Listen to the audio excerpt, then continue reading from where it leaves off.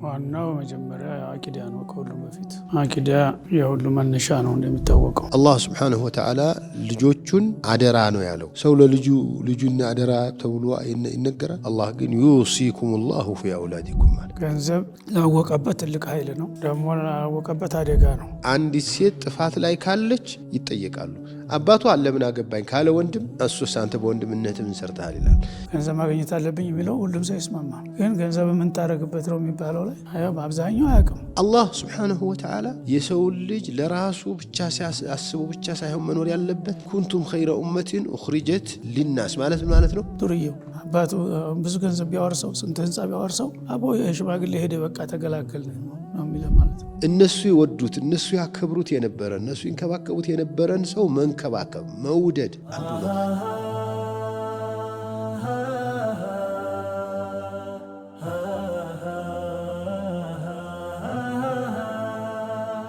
ሰላሙ አለይኩም ወራህመቱላሂ ወበረካቱሁ። ዛሬም እንደተለመደው በዚህ ደማቅ በሆነ ፕሮግራም ከሼኻችን ጋር ሼኽ ሰይድ አህመድ ሙስጠፋ አላህ ይጠብቅልን ከሳቸው ጋር ቆይታ ይኖረናል። ሼኽና አልፋዲል ሒፍዙል ማሊ ወልዐድል ፊል ኢስላም በሚለው ርዕስ ትንሽ ቆይታ እናደርግ። ቢስሚላህ ወልሐምዱሊላህ ወሰላቱ ወሰላሙ ዐላ ረሱሊላህ ሰለላሁ ዐለይሂ ወሰለም። ያው መቃሲደል ኢስላም የታወቁ ናቸው። 5 ነጥቦች። ዋናው መጀመሪያ አቂዳ ነው። ከሁሉም በፊት አቂዳ የሁሉ መነሻ ነው እንደሚታወቀው። እሱ ተለለ ሌሎቹ ነገሮች ማቆሚያ የላቸውም፣ አየር ላይ ነው የሚቀሩት ማለት ነው። ሁለተኛው ነፍስ ነው። ሰው ልጅ ህልውን ነው ራሱ መጠበቅ ይኖርበታል ማለት ነው። ነፍስ ከሌለ ያው ማንኛውም ነገር የሚቆመው በእሱ ላይ ስለሆነ ማለት ነው። ከዛ ቀጥሎ አቅል የሚባለው ነገር ነው። አላህ የሰው ልጆችን ከሌሎች ነፍሳትና እንስሳት የለየው በአቅል ነው። እና ወለቀድ ከረምና በኒ አደም ያለውም ለዚህ ነው። አቅል ከሌለው ያው ተካሊፈ ሸሪዓ ራሱ አይመለከተውም። ምክንያቱም ያው ከስብዕናው ጎድሏል እና ማለት ነው።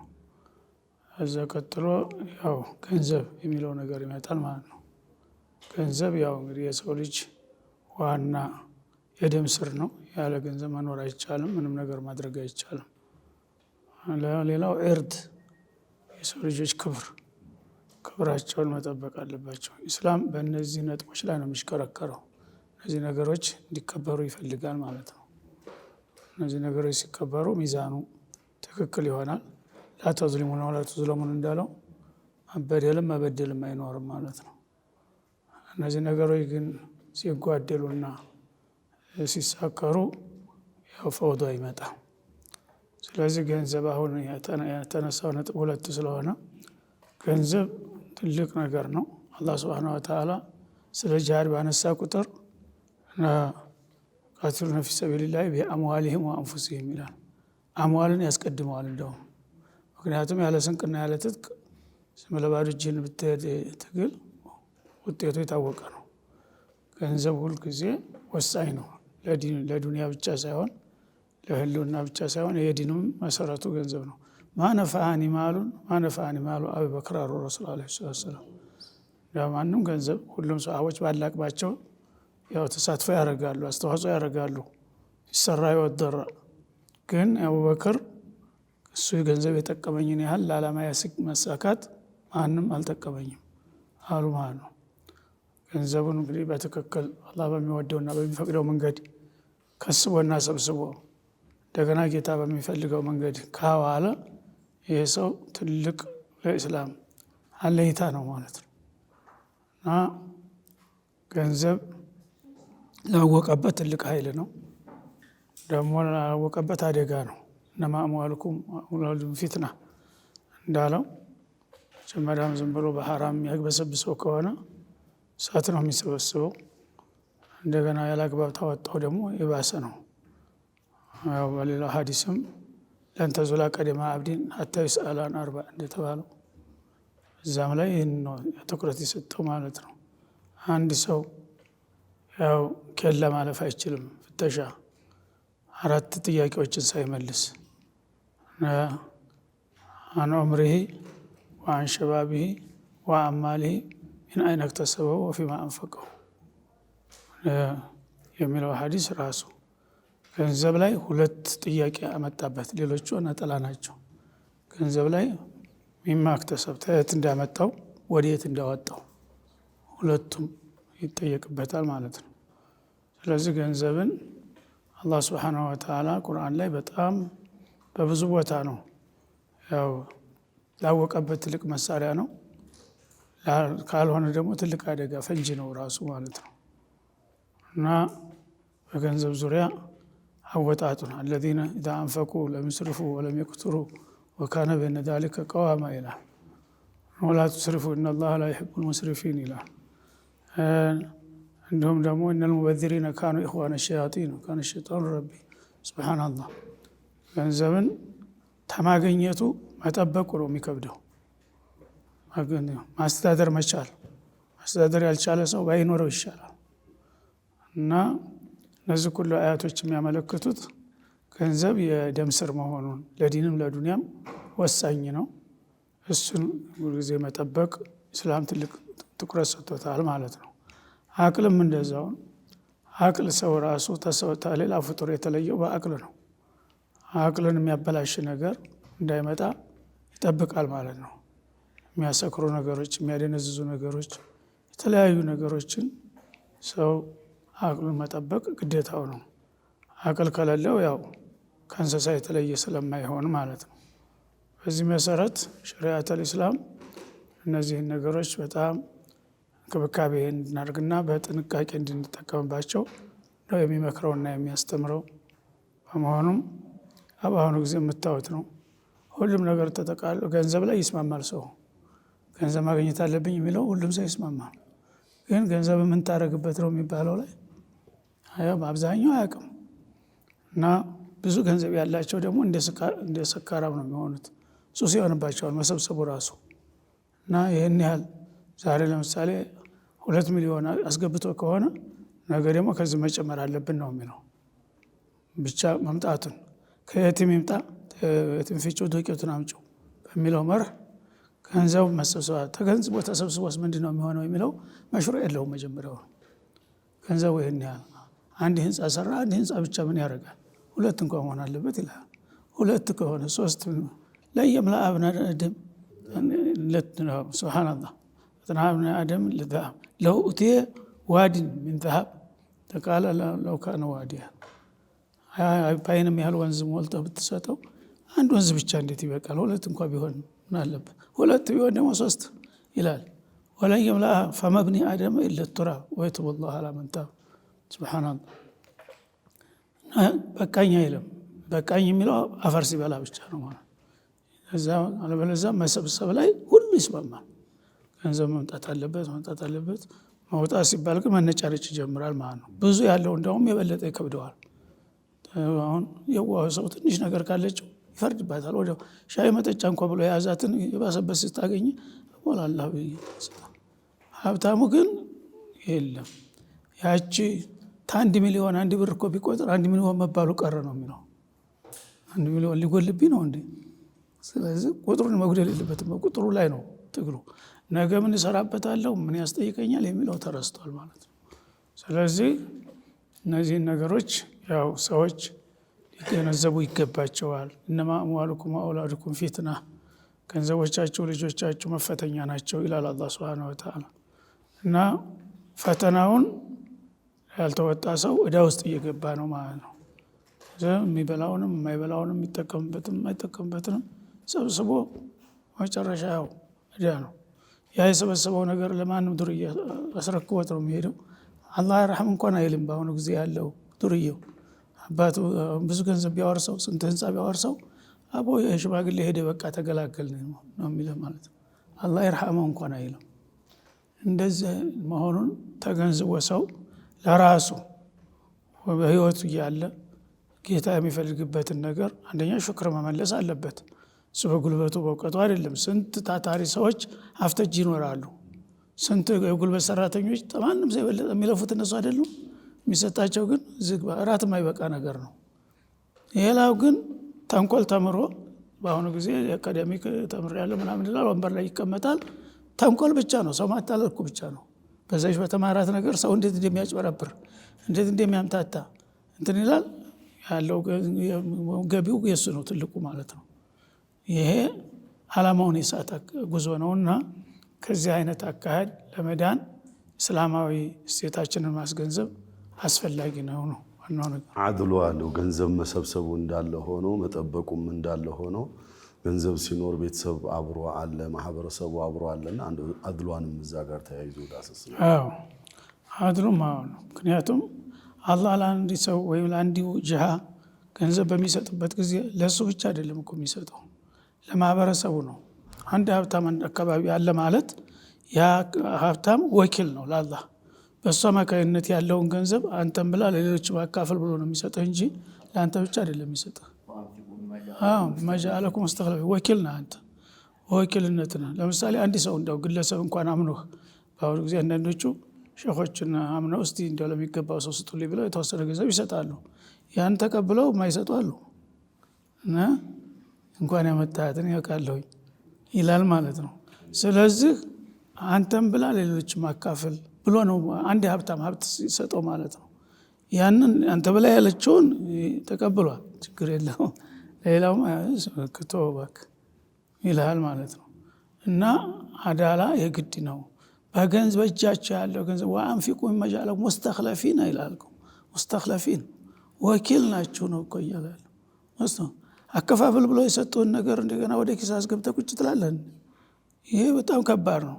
እንደገና ጨርሶ መከልከል ብቻ ሳይሆን አርሎ ስለሚያውቀው ለሚፈልገው ሰው በዛ አድርጎ ይሰጣል። ለማይፈልገው ደግሞ ለይስሙላ ሰጥቼዋለሁ ለማለት ብቻ ይሰጣል። በቤተሰብ ደረጃ እንደዛው ነው። አንድ ልጅ ምናልባት የምትወደው ከሆነ በተለያየ አጋጣሚ ለሱ አንዳንድ ነገር ትሰጣለህ፣ ሌሎችን አሰጣቸው። እኔ ለአሽሀዱ አላ ጀውር አሉ ረሱል ዐለይሂ ሰላም። እና ሴትዮዋ ተሁለት ሴቶች ወልዶ ሰውየው የኋለኛ ሴት የፊተኛዋ ትልልቅ ልጆች አሉ፣ ራሳቸውን መቻል ጀምረዋል። የኋለኛዋ አለጋ ናቸው ገና። ስለዚህ አንድ ባሪያ ነበረው። ይህን ባሪያ ለእኔ ልጅ ስጠው አለችው አዲሷ ሴት። ለምን? እነዚህ ትልልቆቹ ይጫኑታል ኋላ፣ ታሁኑ ወስነህ ለሱ አንጡራ ስጠው፣ በውርስም ከሆነ እነሱ ብዙ ናቸው ብዙ ይወስዱበታል ብላ ታልሰጠ ብላ ትጨቀጭቀዋለች። እስቲ ነብዩ ላማከር ብሎ ሄዶ እንደዚህ እንደዛ አጋጥሞኛል፣ አዲሷ ሴት ለልጁ ለህፃኑ ልጅ ይህን ባሪያ ስጠው አለችኝ እና ይህንን ደግሞ እሺ አላት። ሰጥቻለሁ ሲል ሀታ ቱሽሂድ ያ ረሱለላህ መንጎርጓሪ ምን ያስወጣል እንደሚባለው በገዛ እጇ እና ዝም ብሎ ሰጥቻለሁ ብሏት ነበር። በህግ መጽደቅ አለበት አለች። ሄደና ህጋዊ አድርግ ጠይቅ ስትለው ሄዶ ሲጠይቅ አፈአልተ አለከ አውላዱ ገይሩ ናም ቀድ አዕጠለ ኩለሁም ምስለ ዛሊክ ኧረ አልሰጣሁም፣ ይህም ተገድቼ እኮ ነው እጄ ተጠምዞ ነው እንጂ መች አሽሂድ ገይሪ ላ ኡሽሂዱ ዐላ ጀውር፣ እኔ በዙልም ላይ ሻሂድ ያልሆነም አሉ ማለት ነው። በቃ ያው ነብዩ ከልክለዋል ብሎ ሰውየው ሰረዘው ማለት ነው።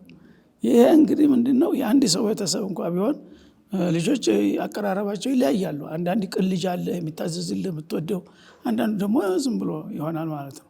ያን ነገር እንግዲህ አዳላ እስከሆነ ድረስ ባለህ አቅም ለማስተካከል መሞከር አለብህ። የተለየ ነገር ሰርቶ እንደ ሽልማት ምናምን ብትሰጠው ምንም አይደለም።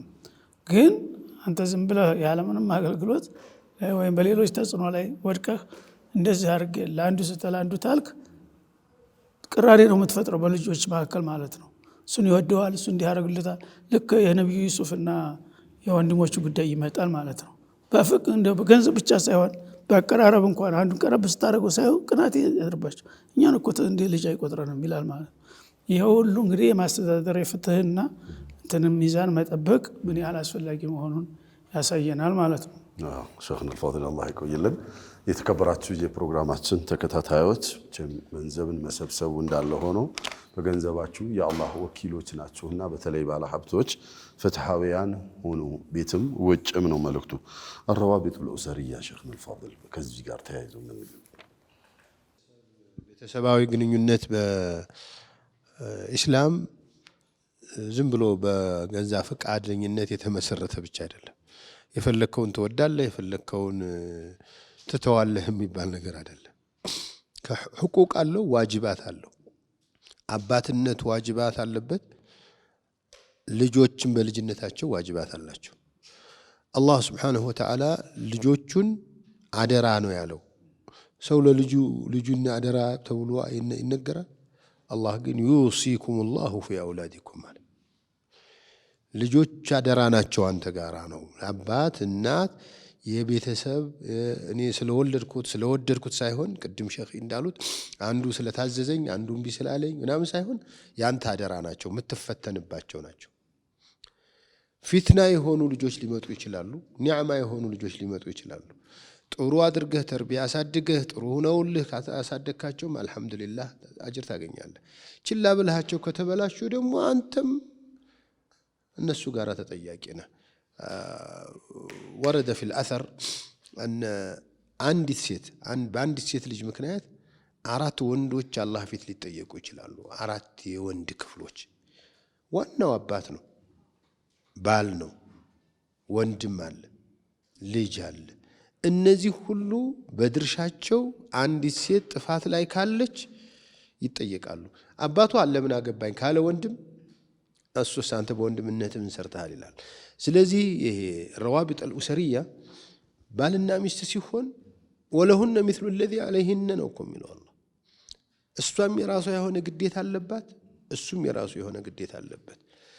እሷም ዋጅብ አለባት፣ አንተም ዋጅብ አለብህ። ሕቁቁም አላት፣ ሕቁቁም አለው አላህ ነው አንተ የሚለው አላህ። እኔ እዚህ ተዋዙኑ ላይ ነው የበለጠ ማየት የምፈልገው። ቀጥሎ እሱ አለ እና ተዋዙን الاجتماعيው ላይ የዚህ ረዋቢጡ ምን ይዞ መጣ?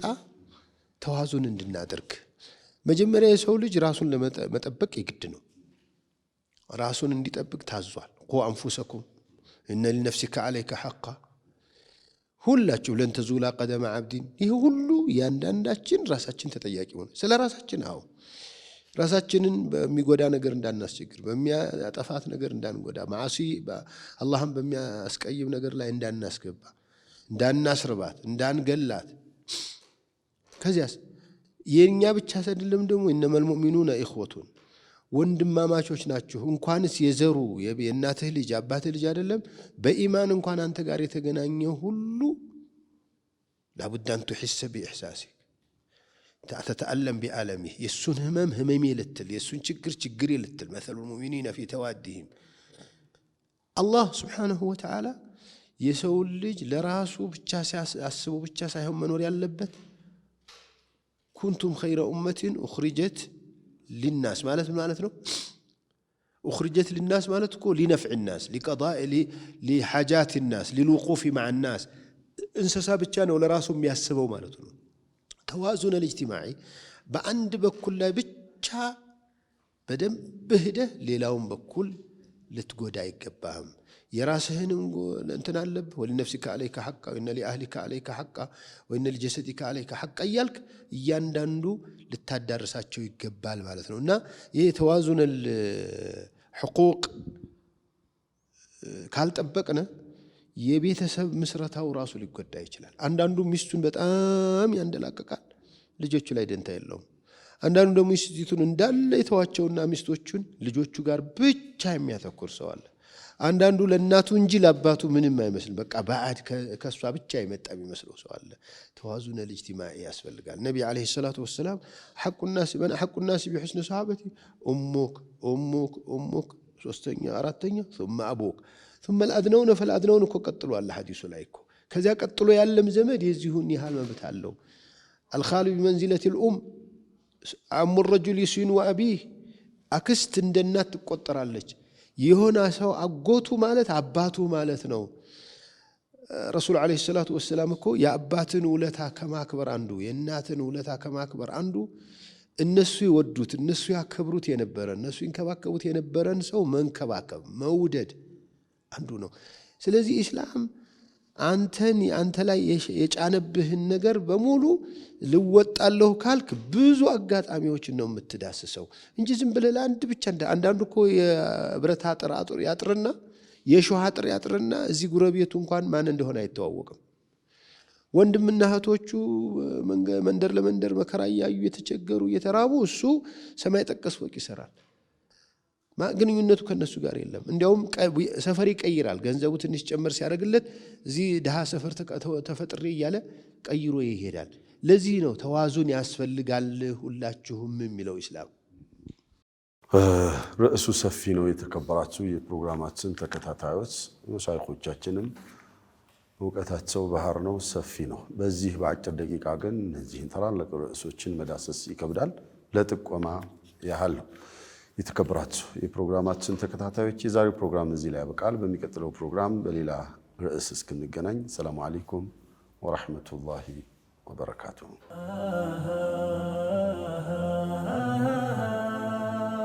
بخليل فلق يا توحيد وراش የኢማን ትውልድ ለኢስላም ደራሽ በሪሳላ ፋና ጸድተን ለመዳን ደምቀን ያበብን በቁርአን ኪዳን በጠራው መንገድ ባንዱ ጎዳና በኸሊል ፍኖት በማረው ዳና